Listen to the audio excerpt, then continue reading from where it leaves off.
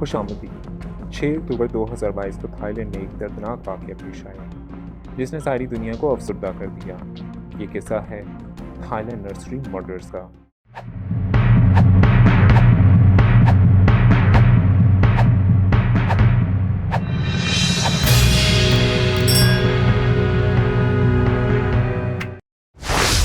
Thai land کے نواحی علاقے میں ایک معمول کا دن تھا۔ لوگ صبح روز کی طرح اپنے کاموں پر گئے۔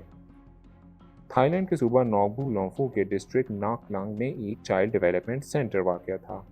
صوبہ نوک لونفو بینکاک کے شمال مشرق میں 540 کلومیٹر پر واقع ہے۔ یہ جگہ اپنے لو کرائم ریٹ کی وجہ سے مشہور ہے۔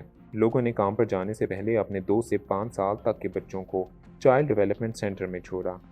دوپہر کے وقت جب چائلڈ ڈیولپمنٹ سینٹر کا عملہ لنچ کی تیاری کر رہا تھا تو ایک شخص اچانک زبردستی چائلڈ ڈیولپمنٹ سینٹر میں داخل ہوا۔ داخل ہوتے ہی اس نے گولیاں چلانی شروع کر دی۔ کمرے میں موجود لوگوں نے گولیوں کی آواز کو پٹاخوں کی آواز سمجھا۔ اس سینٹر میں موجود بچے بھی ان آوازوں سے ڈر گئے اور رونے لگے۔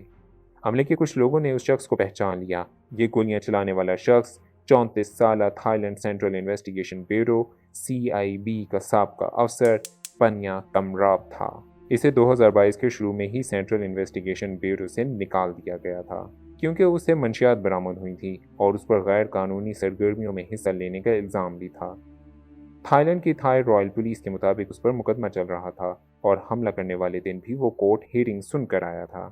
پنیا کامراب کا 2 سالہ ستیلا بیٹا بھی اسی چائلڈ ڈیولپمنٹ سینٹر کی نرسری میں انرول تھا۔ پنیا کامراب نے گولیاں چلاتے ہوئے اپنے بیٹے کو ڈھونڈنے کی کوشش کی۔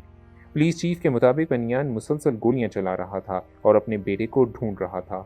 اس کو عملے کے 2 لوگوں نے روکنے کی کوشش کی تو اس نے فوراً ان کو بھی گولیاں مار دیں اور اندر نرسری کے کمرے میں داخل ہو گیا جہاں تقریباً 24 بچے موجود تھے۔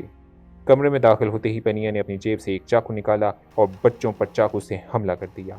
اسی دوران ایک خاتون ورکر آگے بڑھی اور بچوں کو بچانے کی کوشش کی تو پنیا نے اس کو بھی فوراً چاقو مار دیا۔ یہ خاتون اس وقت 8 مہینے کی حاملہ تھی۔ ایک عینی شاہد نے مقامی اخبار کو انٹرویو دیتے ہوئے بتایا کہ حملہ آور چاقو سے مسلسل بچوں کو مار رہا تھا۔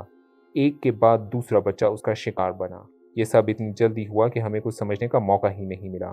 پولیس جنرل دم رونساک کیٹی پرافرڈ کے مطابق اس نے کسی بچے پر گولی نہ چلائی بلکہ چاقو سے حملہ کیا۔ بچوں کو مارنے کے بعد وہ چائلڈ ڈیولپمنٹ سینٹر سے باہر نکلا اور اپنے گھر کی طرف چل دیا۔ راستے میں بھی اس کو جو شخص نظر آیا اس نے اس پر بھی حملہ کر دیا۔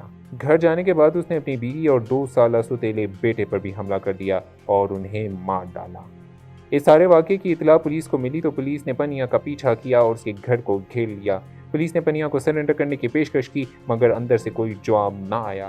بار بار جب پولیس کی طرف سے وارننگ دیے جانے کے بعد بھی کوئی جواب نہ آیا تو پولیس کی ایک ٹیم زبردستی دروازہ توڑ کر گھر میں داخل ہوئی تو پنیا اندر مردہ حالت میں پڑا ہوا تھا۔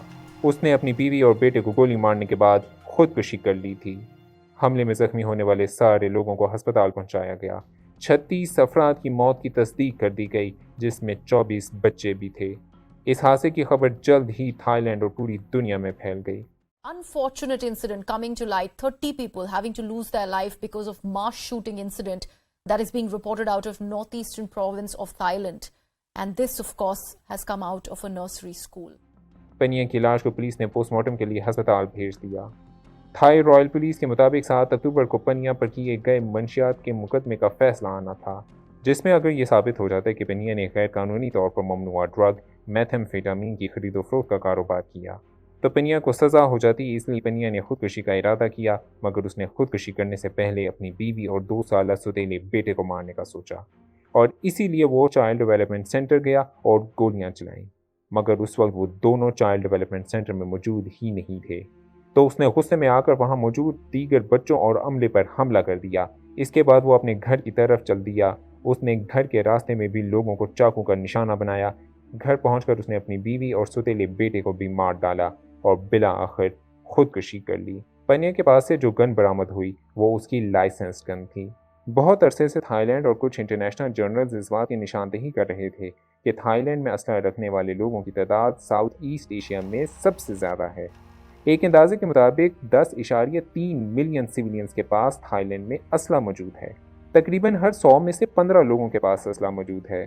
स्विट्ज़रलैंड के स्मॉल आर्म्स सर्वे के मुताबिक इन 10.3 में से 6.2 मिलियन गन्स को तो बाकायदा तौर पर रजिस्टर किया गया है। यूनिसेफ ने इस वाक़े पर गम का इजहार किया और मुतल्लिका ख़ानदानों से हमदर्दी और ताज़ियत की। यूके की प्राइम मिनिस्टर लिज ट्रस ने अपने ट्वीट में इस खबर पर गहरे दुख और गम का इजहार किया। थाईलैंड के बादशाह और वज़ीर आज़म ने हफ्ते के रोज़ इस मुतासरा इलाके का दौरा किया और मुतासरीन के ख़ानदानों से मुलाकात की।